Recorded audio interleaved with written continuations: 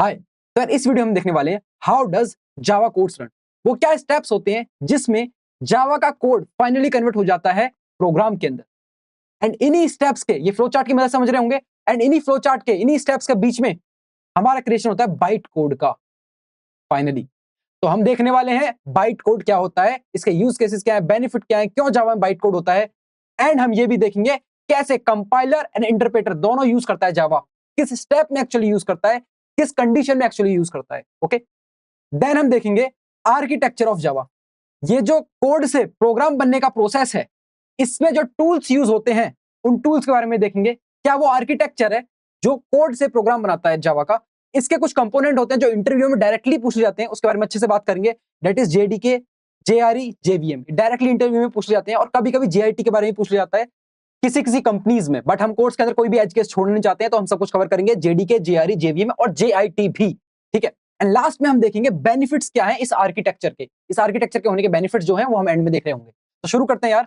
सबसे पहले हमारा how does Java code run. वो एग्जीक्यूशन क्या होती है, क्या वो प्रोसेस होता है कि जावा का कोड फाइनली कन्वर्ट होता है प्रोग्राम में। तो सबसे पहले क्या होता है हमारे पास, सबसे पहले हमारे पास होता है सोर्स कोड।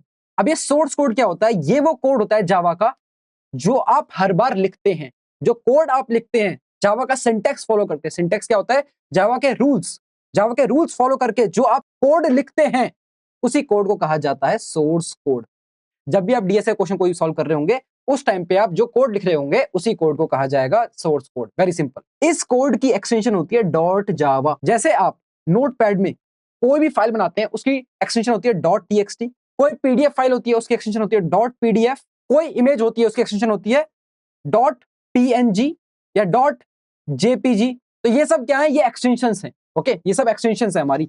ऐसे ही सोर्स कोड, जावा के सोर्स कोड की एक्सटेंशन होती है डॉट जावा। फाइल नेम क्या है, ये कुछ भी नाम हो सकता है। जैसे आप नोटपैड की फाइल का कुछ भी नाम रख सकते हैं, पर एंडिंग होगी डॉट टीएक्सटी से, वो एंडिंग को कहा जाता है एक्सटेंशंस। तो ऐसे ही सोर्स कोड की एंडिंग होती है डॉट जावा से, ये एक्सटेंशन होती है। नाम आप कुछ भी रख सकते हैं अपने सोर्स कोड का। ठीक है, उस फाइल का आप कुछ भी नाम रख सकते हैं जिसके अंदर कंटेन होता है हमारा सोर्स कोड। ओके, देन इस सोर्स कोड का क्या होता है, इस सोर्स कोड को हम सेंड करते हैं कंपाइलर में। क्या हम खुद सेंड करते हैं? नहीं, हमको बस बटन प्रेस करना होता है और ये सेंड हो जाता है। कमांड का यूज करके भी इसको हम सेंड करते हैं, बट वो हम तब देखेंगे जब हम ओप्स कर रहे होंगे। अभी हमें सिंपली एक बटन प्रेस करना होता है और ये अपने आप कंपाइलर में चला जाता है। कंपाइलर के पास जाता है सारा का सारा सोर्स कोड। कंपाइलर क्या करता है, इस सारे के सारे सोर्स कोड को एक बार में पढ़ता है, वन गो में पढ़ता है सारे के सारे सोर्स कोड को, एंड कन्वर्ट कर देता है इस सोर्स कोड को बाइट कोड में। तो फाइनली हमने देख लिया बाइट कोड क्या होता है। इसे कंपाइलर कन्वर्ट करता है सोर्स कोड से बाइट कोड। इस बाइट कोड की एक्सटेंशन होती है डॉट क्लास। पहले हमारे पास सोर्स कोड था, उसको कुछ और बना दिया गया, तो कुछ और जब बना तो उस कुछ और की एक्सटेंशन भी कुछ और होगी, जो कि है हमारे पास डॉट क्लास। ठीक है, फाइल नेम सेम रहता है, बस एक्सटेंशन चेंज हो जाती है। अब एक्सटेंशन चेंज हुई है, कंटेंट चेंज हुआ है। वो कंटेंट होता क्या है, ये कोड किस तरह का कोड होता है। आपने अब तक ये बता दिया कि हमारे पास हाई लेवल लैंग्वेज में कोड होता है, हमारे पास मशीन लैंग्वेज में कोड होता है। अब ये बाइट कोड क्या है, सोर्स कोड हम समझ गए, ठीक है, बट ये बाइट कोड क्या है, इसको भी आप समझ सकते हो। ये हाई लेवल और लो लेवल के बीच का कोई कोड होता है। इसे मशीन डायरेक्टली नहीं समझ पाती है, ना ह्यूमन समझ पाते हैं। इसको समझ पाता है सिर्फ जेवीएम। अब जेवीएम क्या होता है, जेवीएम जावा के आर्किटेक्चर का एक हिस्सा होता है, एक सॉफ्टवेयर होता है, एक टूल होता है जो कन्वर्ट करता है बाइट कोड को मशीन कोड के अंदर। जो बाइट कोड को मशीन कोड के अंदर कन्वर्ट करता है वो होता है हमारा जेवीएम। एक सॉफ्टवेयर, एक टूल है, बस अभी इतना समझिए। आगे आने वाली स्लाइड्स में और अच्छे से देखेंगे जेवीएम के बारे में। जेवीएम होता कहां पे है, कैसे होता है, क्या क्या इसके अंदर होती है चीजें जो बाइट कोड को एक्चुअली कन्वर्ट करती है मशीन कोड के अंदर। ओके, अभी थोड़ी और बात करते हैं बाइट कोड के बारे में। अब इस बाइट कोड की क्या खासियत होती है कि जावा का सोर्स कोड पहले कन्वर्ट होता है बाइट कोड में, देन वो कन्वर्ट होता है मशीन कोड के अंदर, जबकि सी प्लस प्लस का सोर्स कोड डायरेक्टली कन्वर्ट होता है मशीन कोड के अंदर। ऐसा क्यों है जी, जावा के अंदर ऐसा क्यों है? तो इसका बहुत अच्छा रीजन है, बहुत इंपॉर्टेंट चीज है ये। इसी चीज की वजह से हमारा जावा है प्लेटफॉर्म इंडिपेंडेंट। इसे फर्क नहीं पड़ता किस प्लेटफॉर्म पे आपने इसे लिखा है, और इसी की वजह से कहते हैं जावा में कि write once run everywhere. Okay, write once run everywhere क्या है जी ये? ठीक है, इसको समझते हैं अच्छे से। क्योंकि जावा का बाइट कोड कोई भी ऑपरेटिंग सिस्टम नहीं समझ सकता है। इसको समझने के लिए सॉफ्टवेयर की नीड होती है, दैट इज जेवीएम। आपको जेवीएम इंस्टॉल करना पड़ता है, डायरेक्टली जेवीएम इंस्टॉल नहीं करते हैं। क्या होता है आगे आने वाली स्लाइड्स में समझ में आ जाएगा अच्छे से। तो जेवीएम की मदद से बाइट कोड कन्वर्ट होता है मशीन कोड के अंदर। तो आपको सिंपली क्या करना है, अगर आपके पास बाइट कोड है तो आपको सिर्फ जेवीएम इंस्टॉल करनी है और आपके पास मशीन कोड आ जाएगा, आपके पास प्रोग्राम आ जाएगा, एग्जीक्यूटेबल फाइल आ जाएगी। इसी रीजन की वजह से क्योंकि प्लेटफॉर्म पे डिपेंड ही नहीं कर रहा है बाइट कोड और आपको डायरेक्टली मशीन कोड दे रहा है, और आपको मशीन कोड देने के लिए आपको सिर्फ रन करना पड़ रहा है उसे JVM के साथ। यही रीजन है जिसकी वजह से जावा आपका प्लेटफॉर्म इंडिपेंडेंट होता है। Very simple. ओके, तो बस आप किसी भी प्लेटफॉर्म पर एक बार बस कोड लिख दीजिए जावा का। ओके, आप अपने फोन में भी कोड लिख सकते हैं, आप एक बार फोन में कोड लिख लीजिए, कहीं भी कोड लिख लीजिए, उस कोड को आप बस कंपाइलर से पास कर दीजिए। अब कंपाइलर कहाँ होता है? ये कंपाइलर होता है JDK के अंदर। JDK क्या है? ये भी एक सॉफ्टवेयर है। JVM JDK क्या है? आने वाली स्लाइड्स में आने वाला है ये सब कुछ, इसके बारे में अच्छे समझ लेंगे। तो इस कंपाइलर से पास कर दीजिए, कंपाइलर से पास करेंगे आपके हाथ में बाइट कोड आ जाएगा।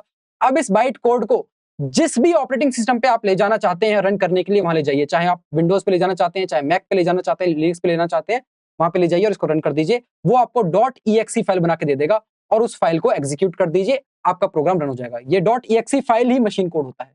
ओके, तो वेरी सिंपल, इसी रीजन की वजह से हमारा जावा प्लेटफॉर्म इंडिपेंडेंट है, क्योंकि इसके अंदर बाइट कोड होता है। बाइट कोड को कहीं भी रन करो वो रन हो जाता है।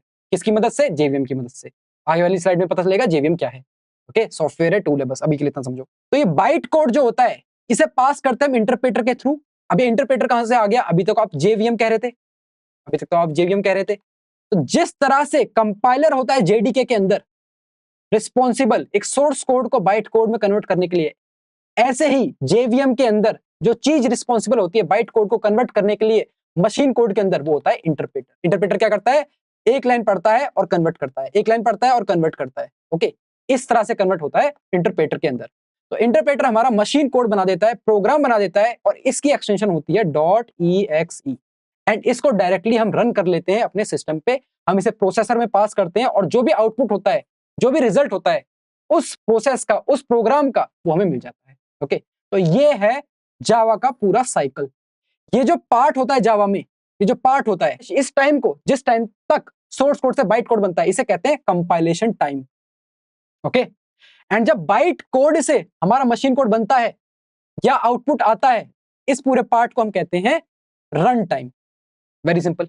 ओके, तो रन टाइम क्या है, कंपाइलेशन टाइम क्या है, आगे जब मैं यूज करा करूंगा DSA क्वेश्चन सॉल्व करते टाइम, तब आपको समझ में आ जाएगी कौन से प्रोसेस में कौन सी चीज हो रही है। बस इसको याद रखना आगे चल के। तो वेरी सिंपल, सोर्स कोड से बनता है हमारा बाइट कोड, किसकी मदद से? कंपाइलर की मदद से। कंपाइलर कहां होता है? कंपाइलर JDK के अंदर होता है। JDK क्या होता है? आगे आने वाली वीडियोस में समझ में आ जाएगा JDK क्या होता है। देन हमारा बाइट कोड कन्वर्ट होता है हमारा इंटरप्रेटर की मदद से मशीन कोड के अंदर। इंटरप्रेटर कहां होता है? JVM के अंदर होता है, अभी समझ में आएगा JVM क्या होता है। एंड मशीन कोड बनते ही हमारे पास आउटपुट आ जाता है यूजिंग प्रोसेसर।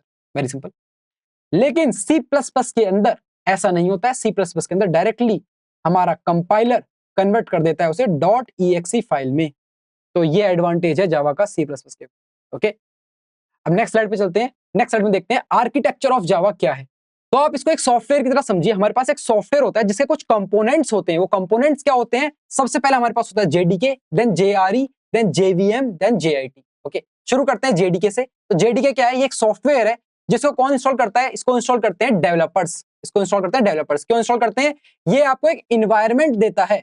ये आपको एक इन्वायरमेंट देता है। किस चीज का इन्वायरमेंट देता है? आपको जावा का कोड लिखने के लिए, रन करने के लिए, एग्जीक्यूट करने के लिए, कंपाइल करने के लिए, हर चीज के लिए इन्वायरमेंट देता है। क्या?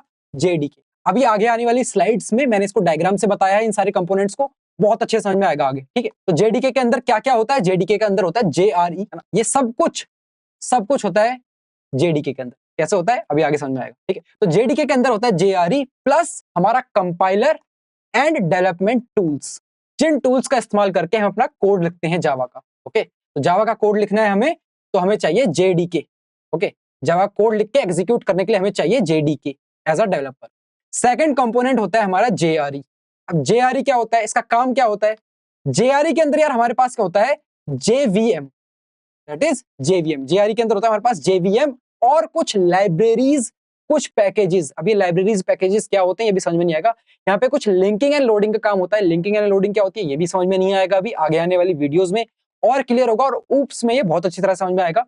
अभी के लिए समझो, कुछ पहले से प्री रिटन कोड लिखा होता है, वो कहाँ होता है? वो JRE के अंदर होता है, समझिए आप। ठीक है, कुछ फोल्डर्स होते हैं जिनके अंदर प्री रिटन कोड्स है, और वो कोड हम डायरेक्टली एक्सेस कर पाते हैं किसकी मदद से? JRE की मदद से। ताकि हमें, लेट्स से इसका एग्जांपल बताता हूं, अगर हमें कुछ प्रिंट करना है तो हम अपना खुद का फंक्शन नहीं बनाएंगे प्रिंटिंग के लिए, हम डायरेक्टली एक इनबिल्ट फंक्शन यूज करेंगे। जावा के अंदर प्रिंट करने के लिए एक फंक्शन होता है दैट इज system.out.print, है ना, system.out.print। अब इसके अंदर आप जो भी लिखते हैं वो प्रिंट हो जाता है स्क्रीन पे। जावा को कैसे पता कुछ मुझे प्रिंट करना है जो भी इसके अंदर लिखा होता है, तो वो ऑलरेडी इंफॉर्मेशन स्टोर है कि इस चीज के अंदर कुछ भी आप लिखते हो तो उसे प्रिंट कर देना है, और ये इंफॉर्मेशन का स्टोर है, ये स्टोर है जेआरई के अंदर। ऑलरेडी प्री रिटन कोड है हमारे पास। देन क्या होता है जेआरई के अंदर? जेआरई के अंदर होता है कन्वर्जन। कैसे होता है जेआरई के अंदर कन्वर्जन? किससे कन्वर्जन? बाइट कोड से मशीन कोड में। बाइट कोड से मशीन कोड में कैसे होता है ये होता है जेवीएम की मदद से।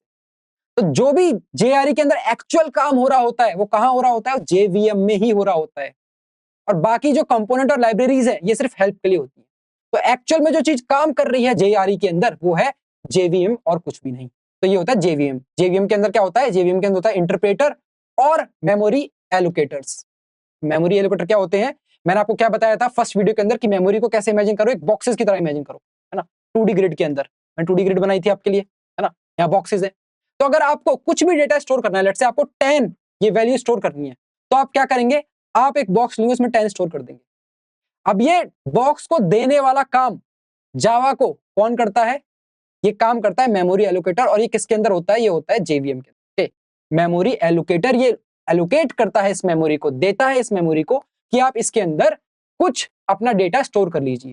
ये क्या होता है? वेरिएबल्स क्या होते हैं, मेमोरी क्या होती है, एलोकेटर्स क्या होते हैं, ये आगे आने वाली वीडियोस में बहुत अच्छे समझ में आने वाला है। देन लास्ट में हमारे पास जेआईटी। अब जेआईटी क्या है? एक्चुअल में क्या होता है, जब हम जेवीएम से अपना बाइट कोड को कन्वर्ट कर रहे होते हैं मशीन कोड के अंदर, तो कुछ कोड का पार्ट ऐसा होता है जो बार बार कॉल हो रहा होता है। अभी कॉल नहीं समझ में आएगा तो ऐसा समझिए, कुछ पार्ट ऐसा होता है कोड का जो बार बार यूज हो रहा होता है। कैसे हो रहा होता है? जब फंक्शंस पढ़ेंगे तब बहुत ही अच्छे समझ में आने वाली ये चीज। तो कुछ ऐसा पार्ट है जो बार बार कॉल हो रहा है, बार बार यूज हो रहा है। अगर कोई चीज बार बार यूज हो रही है तो हम नहीं चाहेंगे कि बार बार उसको कन्वर्ट करे इंटरप्रेटर बाइट कोड से मशीन कोड के अंदर।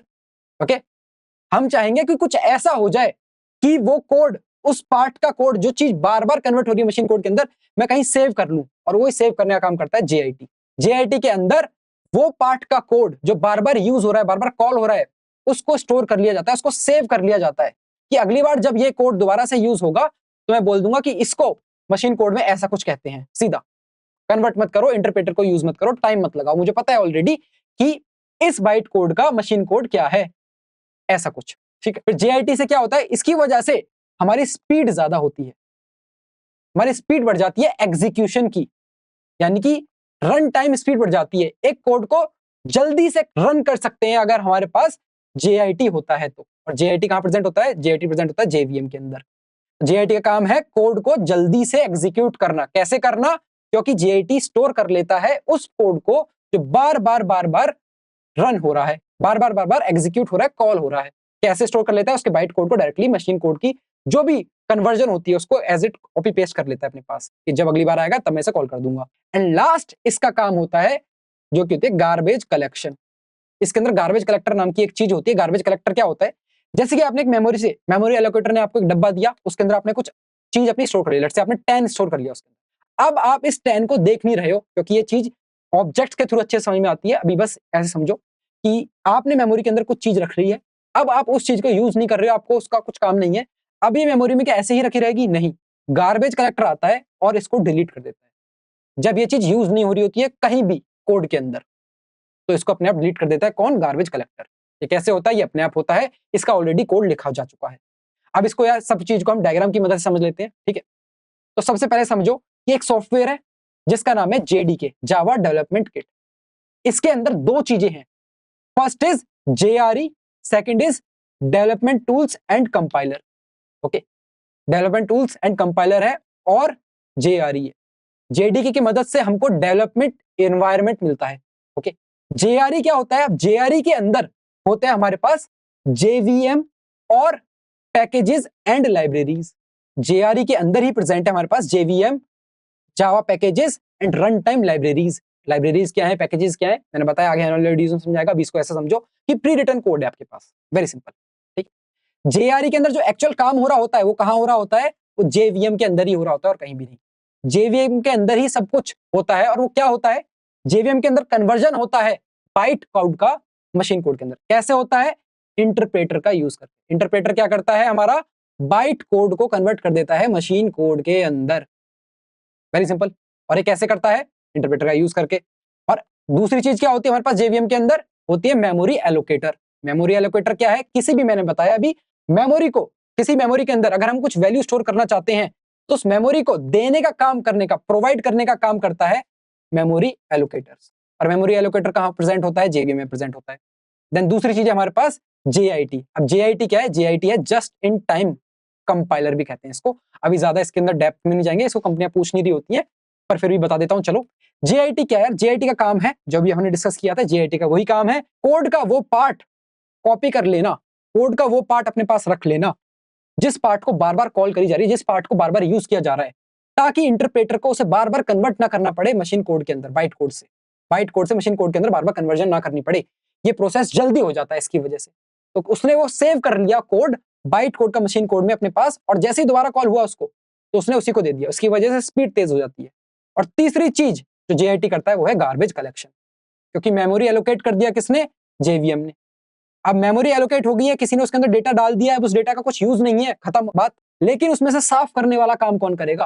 तो साफ करने वाला काम करता है गार्बेज कलेक्टर, जो कि होता है जेआईटी के अंदर। बस, बहुत सिंपल। अब हम क्या करेंगे, हाउ जावा वर्क्स के अंदर जो हमने फ्लो चार्ट देखा था और ये जो आर्किटेक्चर देखा है, इन दोनों को मैं कंबाइन कर दूंगा। इसकी वजह से बहुत अच्छे समझ में आएगा अभी कि किस तरह से, कौन से स्टेप पे जेडीके काम कर रहा है, कौन से स्टेप पे जेआरई काम कर रहा है, कौन से स्टेप पे जेवीएम काम कर रहा है। अच्छा, एक चीज और बता देता हूं आपको उससे पहले, जेडीके कौन इंस्टॉल करते हैं? जेडीके इंस्टॉल करते हैं डेवलपर्स। ओके, कोई भी कर सकता है यार, ये फ्रीली इंटरनेट पे अवेलेबल है, ठीक, कोई भी इसको इंस्टॉल कर सकता है।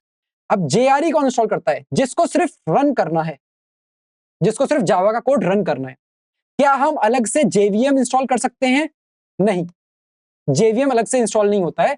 आप सिर्फ अलग से जेआरई इंस्टॉल कर सकते हो। या तो आप जेडीके इंस्टॉल करो या तो आप जेआरई इंस्टॉल करो। जेआरई वो इंस्टॉल करेंगे जिनको बाइट कोड मिल जाता है ना, जो कि होते हैं यूजर्स। यूजर्स को हमने बाइट कोड दे दिया, अब वो डायरेक्टली जेआरई की मदद से उसे रन कर लेंगे। लेकिन डेवलपर को तो कोड लिखना भी है, कंपाइल भी करना है, उसको बाइट कोड में कन्वर्ट भी करना है, देन बाकी सारा काम भी करना है। तो इसके अंदर आता है सब कुछ, और जेआरई के अंदर आता है सिर्फ ये सब। ओके, तो इसको इस तरह समझो, दो सॉफ्टवेयर हैं ये, किसके लिए क्या काम का है, अब समझ के होगे इसको आसानी से। ठीक है, चलो यार, फिर अब देखते हैं दोनों चीजों को कंबाइन करके और अच्छे समझते हैं कौन से स्टेप पे क्या यूज हो रहा होता है। तो सबसे पहले होता है हमारा सोर्स कोड, है ना। सोर्स कोड हम देते हैं कंपाइलर को, कंपाइलर सिर्फ बाइट कोड में कन्वर्ट कर देता है, देन वो इंटरप्रेटर की मदद से मशीन कोड में कन्वर्ट हो जाता है, देन प्रोसेसर के पास जाता है और हमारा आउटपुट आ जाता है ना। यही था ना स्टेप। अब इसको कंबाइन कर देते हैं हम अपने कंपोनेंट्स के साथ। ठीक है, तो क्या होता है, सोर्स कोड जाता है हमारा जेडीके के पास, सोर्स कोड जाता है हमारा जेडीके के पास। अब जेडीके के अंदर क्या क्या होता है? जेडीके के अंदर होता है कंपाइलर, डेवलपमेंट टूल्स और जेआरई। कंपाइलर क्या करता है? कंपाइलर कन्वर्ट कर देता है हमारे सोर्स कोड को बाइट कोड के अंदर। ओके, वेरी सिंपल, कन्वर्ट कर देता है कंपाइलर बाइट कोड को सोर्स कोड के अंदर। और ये बाइट कोड अब किसके पास जाता है? बाइट कोड जाता है जेआरई के अंदर।